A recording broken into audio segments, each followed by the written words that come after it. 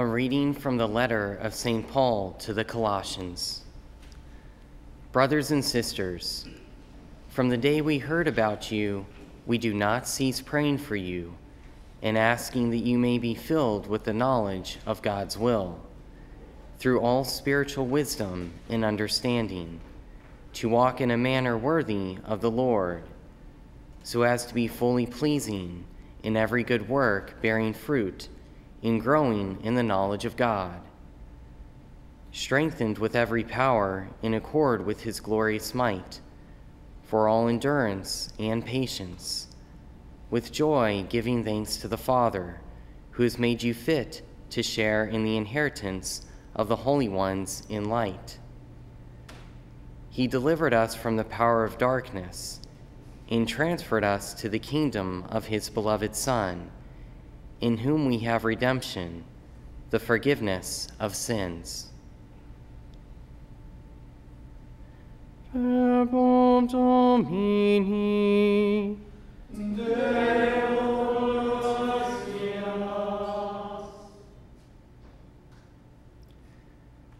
The Lord has made known his salvation. The Lord has made his salvation known. In the sight of the nations, he has revealed his justice. He has remembered his kindness and his faithfulness toward the house of Israel. All the ends of the earth have seen the salvation by our God. Sing joyfully to the Lord, all you lands. Break into song, sing praise. The Lord has made known his salvation. Sing praise to the Lord with the harp and melodious song, with trumpets and the sound of the horn. Sing joyfully before the King, the Lord. The Lord has made known his salvation.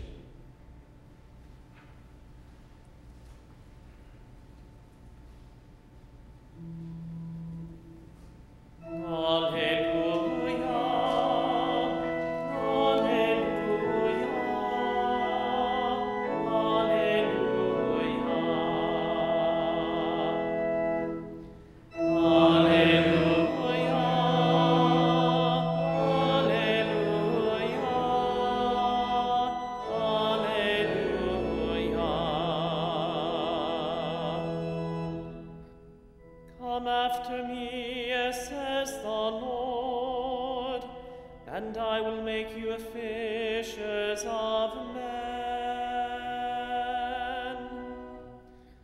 Alleluia,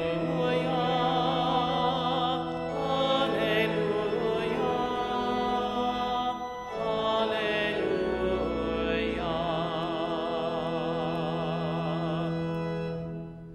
Dominus vobiscum. Spiritu tuo. Lectio Sancti Evangelis secundum Lucam. Gloria tibi, Domine. While the crowd was pressing in on Jesus and listening to the word of God, he was standing by the lake of Gennesaret. He saw two boats there alongside the lake. Fishermen had disembarked and were washing their nets.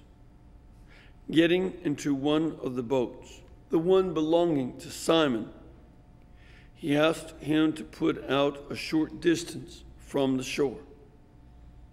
Then he sat down and taught the crowds from the boat. After he had finished speaking, he said to Simon, "Put out into the deep water and lower your nets for a catch." Simon said in reply, "Master, we have worked hard all night and have caught nothing, but at your command I will lower the nets." When they had done this, they caught a great number of fish, and their nets were tearing.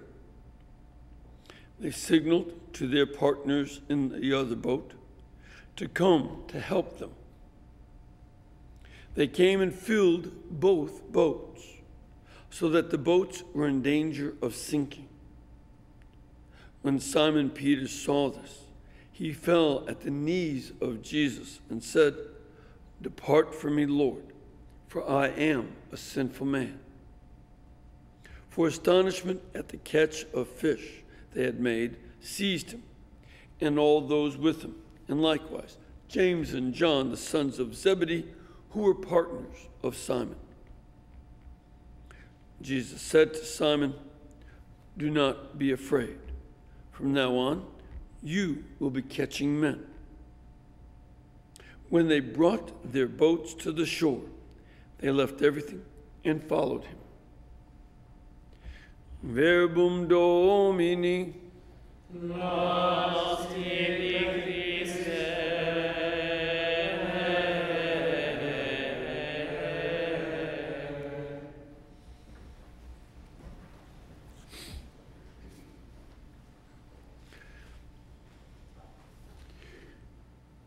Our first reading is from the early part of the first chapter of Colossians. And this is, in some ways, continuing the introduction to the letter. One of the things that he's saying, it doesn't seem that he knows the Colossians real well, because he mentions, "From the day we heard about you," as opposed to other letters where it says, "From the days I was with you," and so on. But what he does is emphasize how he is praying for them. And that's why he's introducing this letter with a mention of his prayer for them. But he also gives the content of his prayer because he very much wants them to understand what he's praying for, with the idea that they would join in the process of seeking the same answer to his prayers. So this is something that we do well to reflect on, because his prayer for them without ceasing is something that's also very important for us. He begins by asking that they might be filled with the knowledge of God's will through all spiritual wisdom and understanding. This aspect of prayer, that he wants them to have wisdom and understanding so that they might know the will of God. Three different elements. Knowledge is always referring to acquisition of facts and data.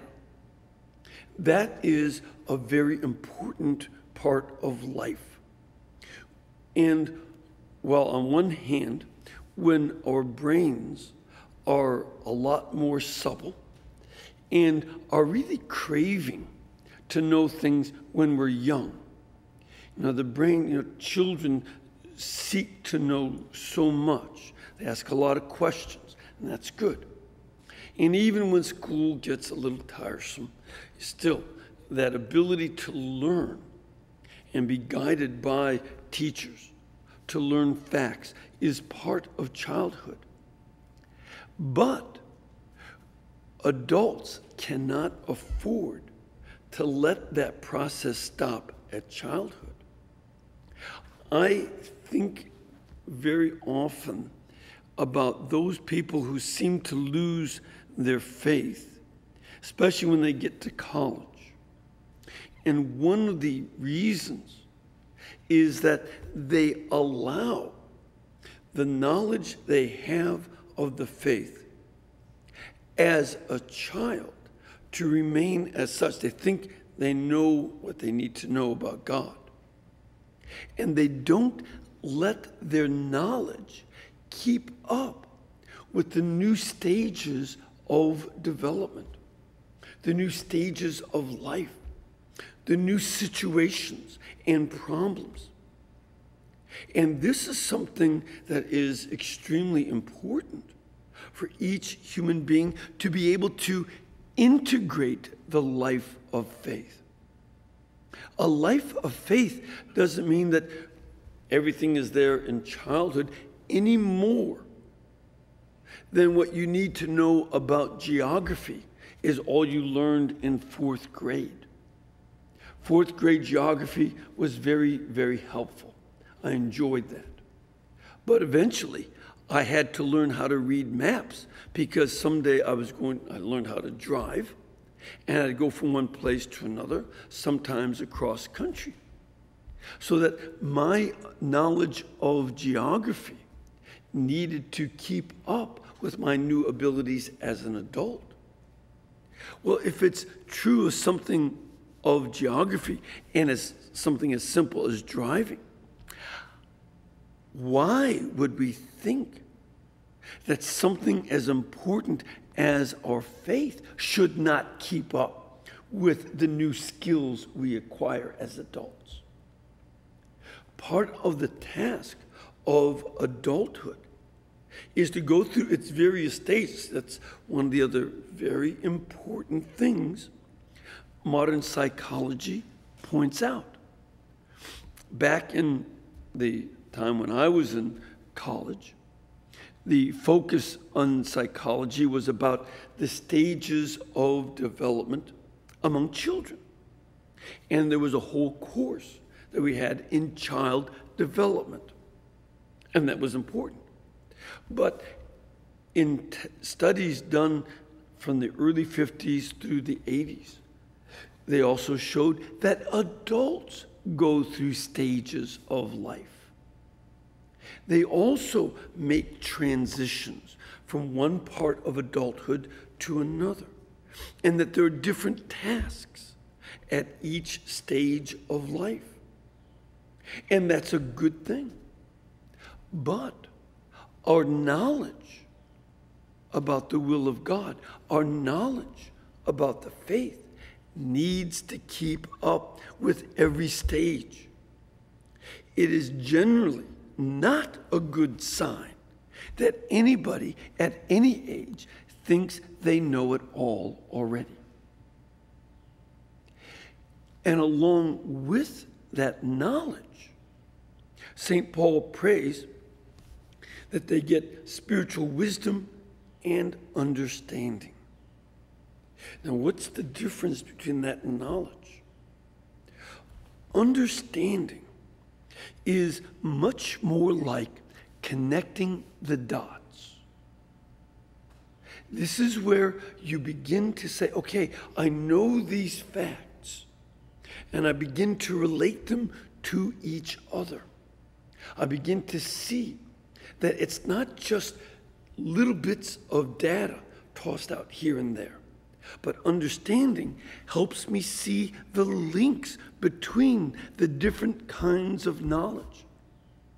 And part of our adult growth in faith is to be able to link the kinds of decisions we make as adults and along with our faith, to be able to link the different kinds of knowledge we acquire with the way we do our work, how we run a business, how we take care of a family and a household, how we integrate science, politics, and economics, and all the other areas where human beings can learn things. And understanding helps make those links. And that is something that's a challenge, but it's a fun one. At least since the time I was about 6, I always liked connected dots. That was always fun.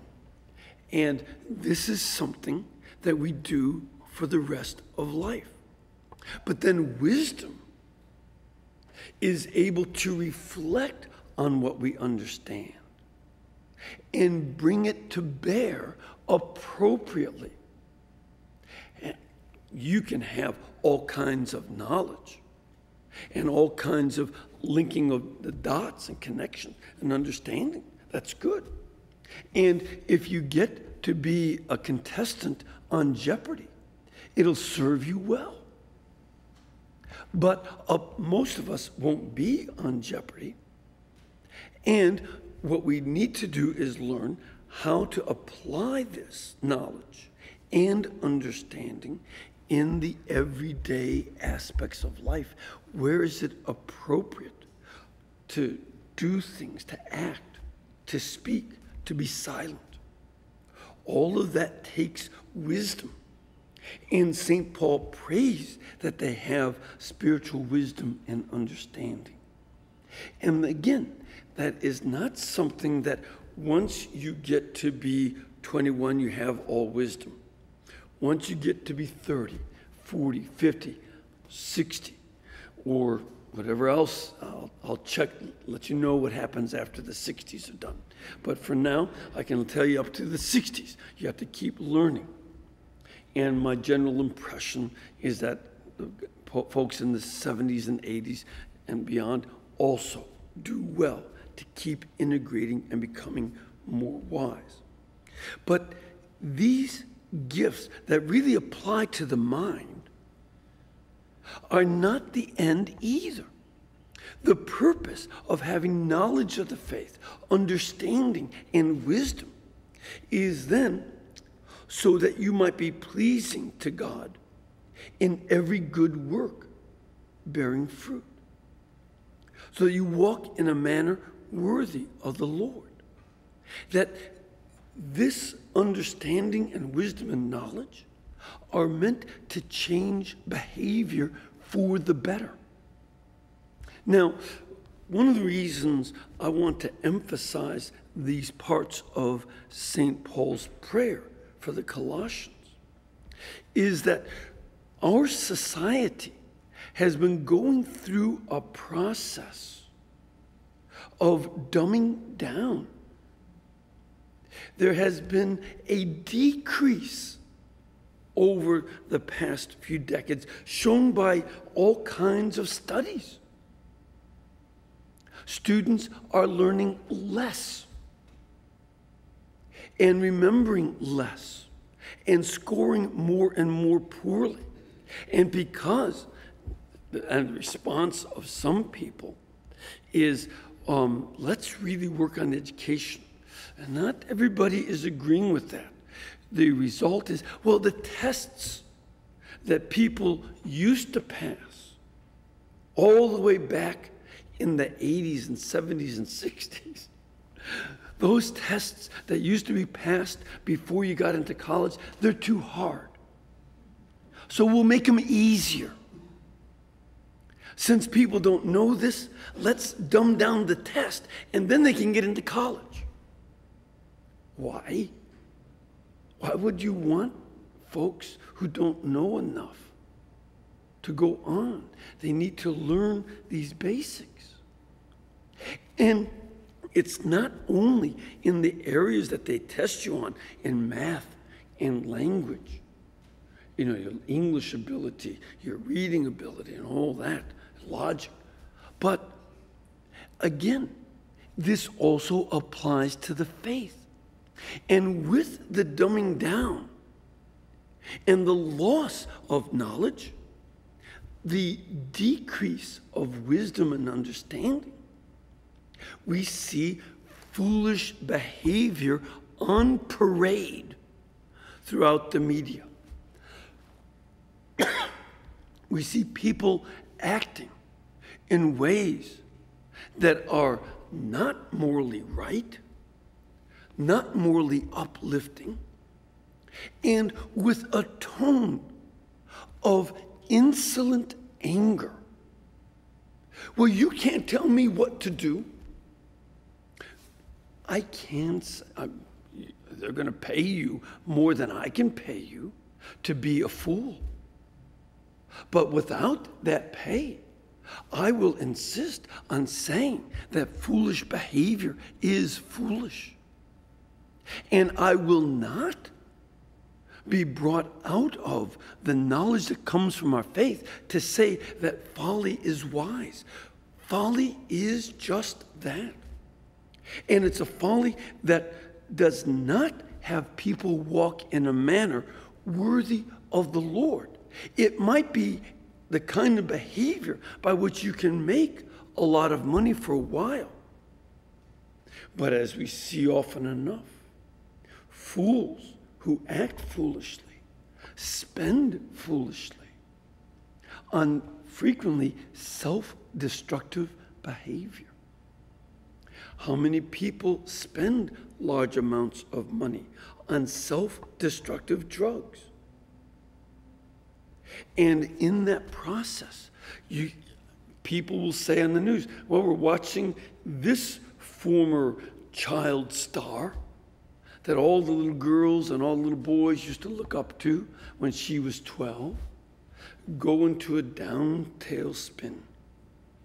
We see that again and again and again and again and again with those folks. Who's leading them into that foolishness and saying that it's okay to be a fool because you're making money at it? And we, on the other hand, want to have another quality of strength that comes from that wisdom. That's why he said that as you grow in the knowledge of God, you are strengthened with every power. Now, unfortunately, many Christians look at the kind of display in our culture of folly and say, oh, woe is us. Oh, this is terrible. Let's bring on the end of the world. We can't do anything about it. It's all Lord Jesus. Just come back and take us out of here because it's done. Look, culture has gone down in the past. Culture has experienced declines in knowledge and morals. Study up on the 5th and 6th centuries in the Roman Empire. See how poor the quality of literature was, how the plays ceased having new ideas, so all they could do is go for smutty jokes because they had nothing else. They were bereft of wisdom and insight into life. And they could just make a living off of smut. Not at all unusual. And the decline of knowledge, the decline of Latin, the poor quality of writing that went on. Go back and read that. But also read that in the face of it, it was the church that heard and heeded this cry of St. Paul, this prayer of his for more knowledge. And it was people in the church who sought to be strengthened with every power in accord with God's glorious might. And while barbarians took down the marble of Rome, popes, monks, theologians, nuns went to those barbarians and taught them the faith. And all of those Visigoths and Ostrogoths who came and invaded become the ones who learn not the marble architecture of Rome, but in their faith they are transformed. They are taken from a kingdom of darkness and violence, and they enter into Christ's kingdom of light. And what do we remember of those barbarian Ostrogoths and Visigoths? Gothic cathedrals. The cathedrals named after them remain as a point of beauty. And we need this same strengthening and wisdom so that in our own day of dumbing down and folly, we can respond with more wisdom and with God's power to stand up, not to whine, not to complain, but to stand up and oppose it, like men and women who know who they are in Jesus Christ. And in that way, just as our Catholic ancestors transformed barbarians into Europeans, so also will we be there to transform our culture into a holy culture, a culture of life, a culture of love.